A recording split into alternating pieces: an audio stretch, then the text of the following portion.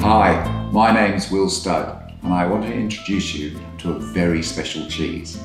Its name is Aphrodite Galotyri and it's one of the world's oldest spreadable cheeses. Its origins lie in ancient Greece, where it was once made by shepherds during the summer months. At that time of year, ewe's milk is really high in solids, which means the cheese has a very dense, rich texture.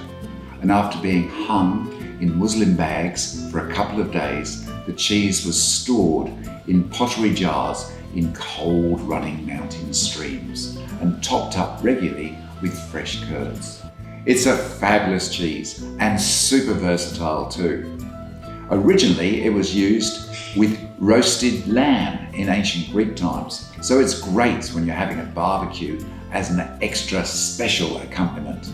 But it's also great folded through pasta or served with fresh berries or simply a spread. Try it.